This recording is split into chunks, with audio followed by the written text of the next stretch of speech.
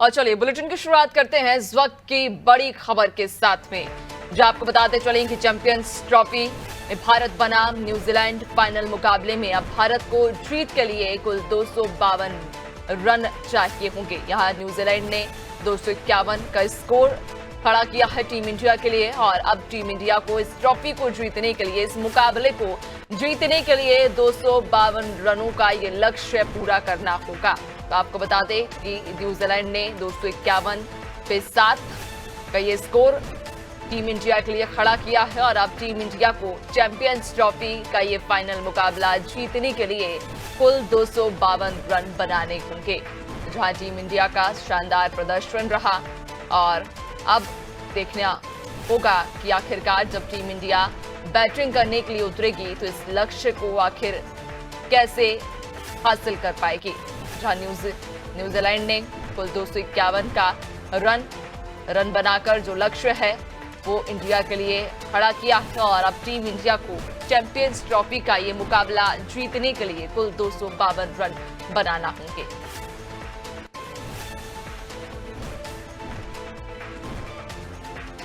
तो team India के जहां सभी खिलाड़ियों का आज बेहतर प्रदर्शन देखने को मिला, और अब यही प्रदर्शन आने वाली पारी में भी टीम इंडिया का बरकरार रखेगा या नहीं, खैर देखने वाली बात होगी। फिलहाल 252 का यह लक्ष्य जो टीम इंडिया के लिए न्यूजीलैंड के द्वारा खड़ा किया गया है, अब भारत को जीतने के लिए 252 रन बनाने होंगे।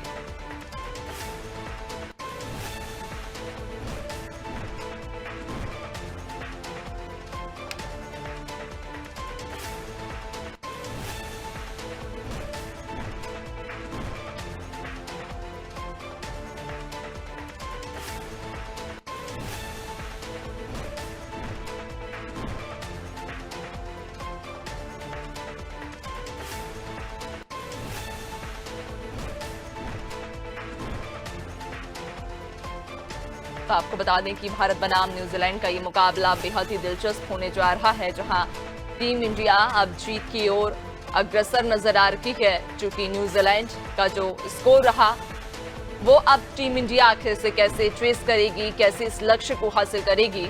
हालांकि लक्ष्य बहुत ज्यादा नहीं, यानी कि टीम इंडिया अब ट्रॉफी के बेहद करीब हो रही है, लेकिन अब देखने वाली बात होगी कि न्यूजीलैंड आखिरकार अब बॉलिंग में कैसी अपनी पिच जमाती है, और भारत के लिए कितनी बड़ी चुनौती अब आने वाले कुछ घंटों के लिए न्यूजीलैंड बनेगी।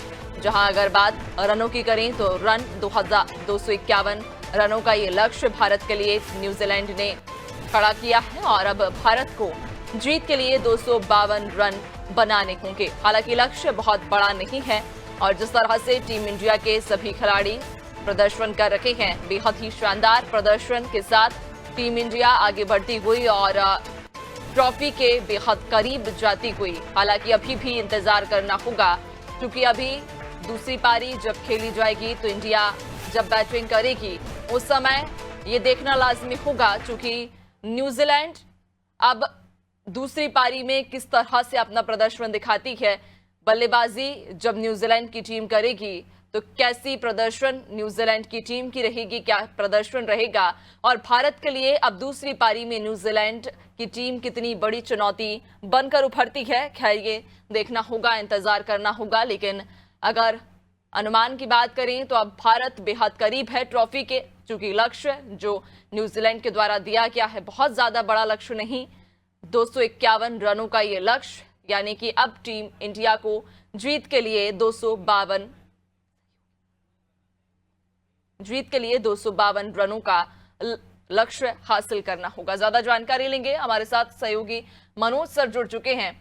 मनोज सर, टीम इंडिया के लिए जो लक्ष्य रखा गया है ये काफी बड़ा नहीं है, और ये अब कह सकते हैं कि टीम इंडिया अब ट्रॉफी के बेहद करीब आ गई है, क्योंकि जो उम्मीद न्यूजीलैंड से जताई जा रही थी, इसके पिछले जितने भी मैचों पर अगर हम नजर डालें तो न्यूजीलैंड ने काफी बेहतर प्रदर्शन किया, लेकिन इस बार फाइनल मुकाबले में इंडिया की टीम कहीं ना कहीं न्यूजीलैंड पर भारी पड़ गई।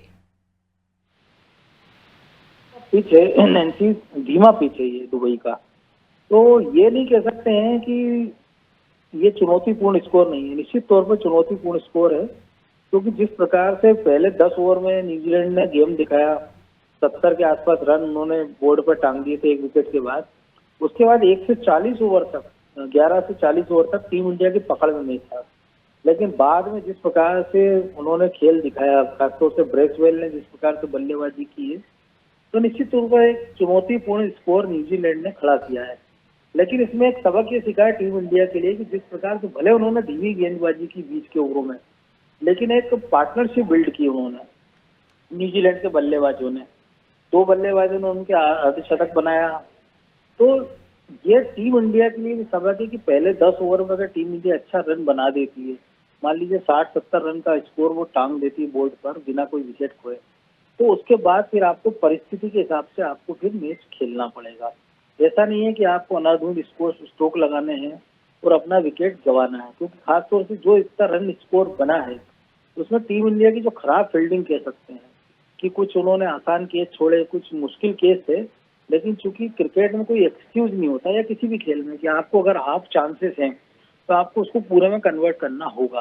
तो रन आउट के कुछ ऐसे चांस हमने छोड़े, तो ये जिसका नतीजा हम देख रहे हैं इतना स्कोर है।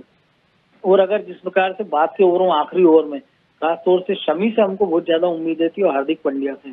हार्दिक ने 3 ही ओवर डाले लेकिन 10 का स्कोर से रन दिए। दोनों तेज गेंदबाजों ने हमारे 12 ओवर फेंके हैं लेकिन 100 से ज्यादा रन दिए और बाकी 38 ओवर में हमने बहुत कसी हुई गेंदबाजी की।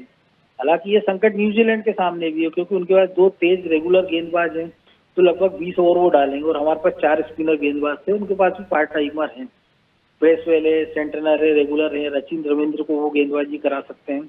लेकिन कुल मिला के यही है कि जो जितनी अच्छी पार्टनरशिप, अगर आपको विकेट पे, क्योंकि भारत ने लगातार अपने सारे मैच इसी स्टेडियम में खेले, लेकिन जिस पिच पे आज ये मैच हुआ फाइनल, उसके पहले हमने एक मैच यहाँ पाकिस्तान के खिलाफ खेला था, तो कह सकते हैं क्योंकि सपाट विकेट है लेकिन स्लो गेंद आ रही है, तो गेंद रुक कर आएगी। तो जो गेंदबाज परिस्थिति के हिसाब से, हम आपकी बल्लेबाज परिस्थिति के हिसाब से बल्लेबाजी करेगा, अगर आपको लगता है कि कोई लूज बॉल है आप उस पर हिटिंग कीजिए, आपको लगता है कि स्ट्राइक रोटेट करना है, तो खास तौर से हमको सीखना पड़ेगा जिस प्रकार से पिछले मैच में विराट कोहली ने 84 रन की पारी खेली थी और ज्यादा उन्होंने बाउंड्री मारी नहीं थी, 4 बाउंड्री मारी थी, बाकी रन उन्होंने दौड़ के लिए था। तो मुझे लगता है स्ट्राइक रोटेट पे ध्यान रखना पड़ेगा।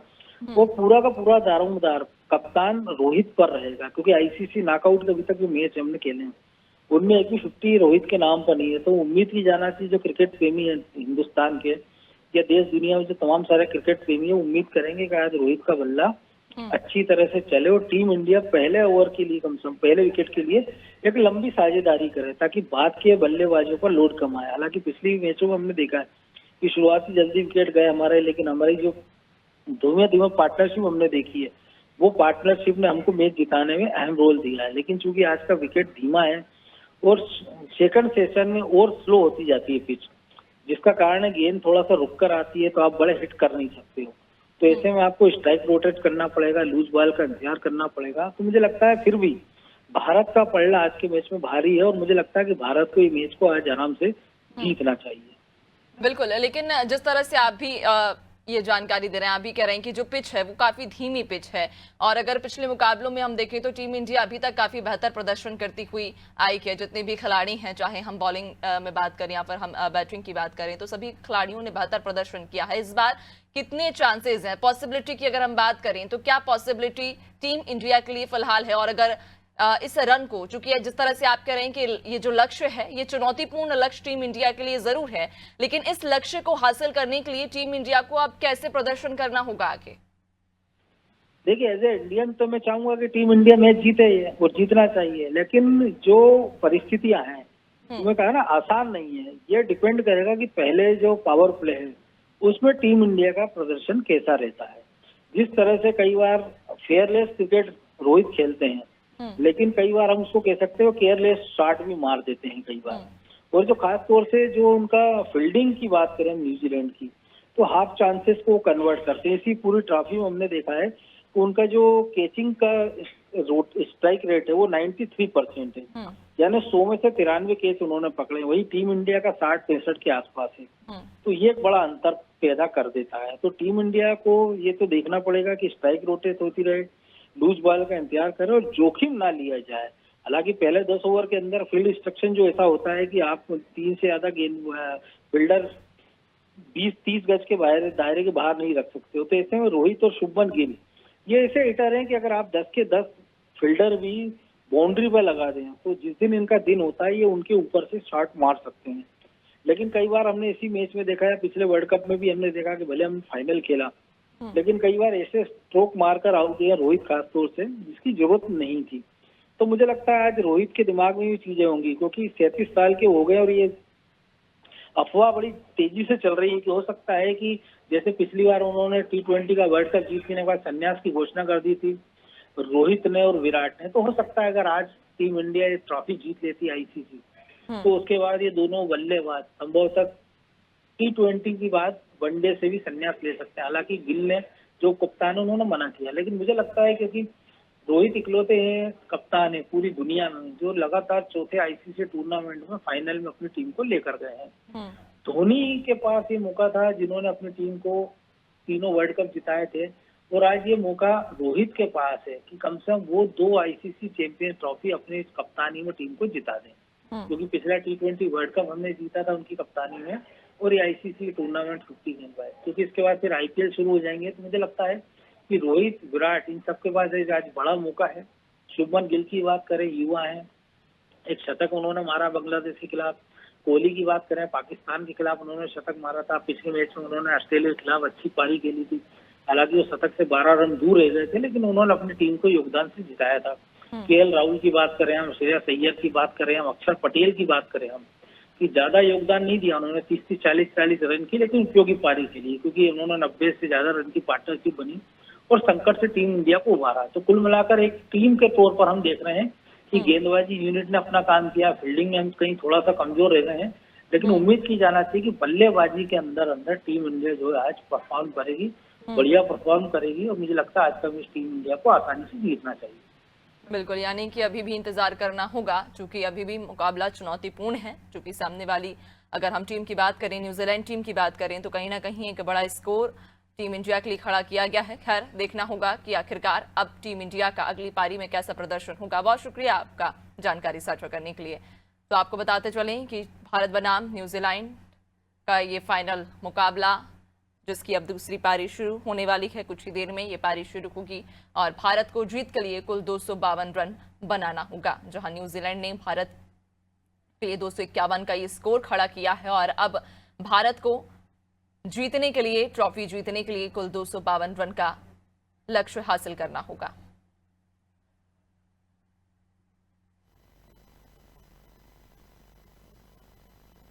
सबसे पहले बेहतरीन स्ट्रेटजी रोहित शर्मा की जो कैप्टनशिप है, आपने देखा रहेगा स्टार्टिंग के जो 7 या 8 ओवर हुए थे और जो हिसाब से रन बने थे, तब लोगों को, हर एक लोगों को लग रहा था कि 300 के ऊपर रन बना देंगे और बहुत ही अच्छे तरीके से न्यूजीलैंड के बैट्समैन खेल रहे थे।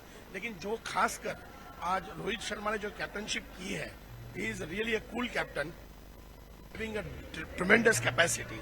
बॉलिंग में स्पिनर्स ने आज कुछ ज्यादा कमाल किया। लाजवाब बॉलिंग, लाजवाब। जितने भी स्पिनर है अपने, वरुण चक्रवर्ती, कुलदीप यादव, अक्षर पटेल, तीनों ने बहुत ही अच्छा, जाडेजा ने, सभी लोगों ने बहुत ही बेहतरीन बॉलिंग का प्रदर्शन किया और जो एक टाइम लंबे 300 सवा 300 रन के ऊपर लेके जाने का जो स्कोर लग रहा था, उनको 250 के अंदर समेट लिया और कहीं ना कहीं अपनी थोड़ी बहुत फील्डिंग और कैचेस बहुत ड्रॉप हुए। एक आध अपने अच्छे कुलदीप से रनआउट का भी एक मौका जो था वो बेहतरीन उन्होंने छोड़ दिया। अगर हो जाता था तो मुझे नहीं लगता 250 के अंदर आराम से न्यूजीलैंड की टीम हो जाती थी। सेकेंड इनिंग के लिए क्या प्रेडिक्ट करेंगे, किस तरह से सेकेंड इनिंग देखते हैं आप? सेकेंड इनिंग के लिए यहाँ पे बोरीवली में खड़े हैं। बोरीवली में रोहित शर्मा अपना बोरीवली का ही लड़का है। हम दिल से चाहते हैं कि आज रोहित शर्मा यादगार और शानदार जानदार एक लंबी बारी खेले और जो हिसाब से विराट कोहली चेज मास्टर है और श्रेयस अय्यर है और जो हिसाब से अपनी बैटिंग लाइनअप भी काफी अच्छी है। सबसे पहले बेहतरीन स्ट्रेटजी रोहित शर्मा की जो कैप्टनशिप है, आपने देखा। तो आपको बताते चलें कि अब भारत बनाम न्यूजीलैंड का ये मुकाबला बेहद ही दिलचस्प होने जा रहा है, क्योंकि अब बारी है इंडिया की बैटिंग की, जहां अभी तक टीम इंडिया ने बेहतर प्रदर्शन किया। तमाम खिलाड़ियों ने बेहतर प्रदर्शन करते हुए अपना दमखम दिखाया और अब बारी है टीम इंडिया की बल्लेबाजी की, जहां भारत को जीतने के लिए कुल 252 रन का ये लक्ष्य हासिल करना होगा न्यूजीलैंड के द्वारा, चूंकि जो स्कोर है वो 251 बनाया गया है। Hi, my name is Kasuri. I'm feeling great. Actually, in the last, it was tensed. I was a bit tense because the run rate was 7 at the first, and then our bowlers did a great job. But the fielding was okay. But in the last 10 overs, they did a very good job, New Zealand. So it was more than 75 runs they did. So I'm hopeful. I'm just waiting for the batting, India's batting.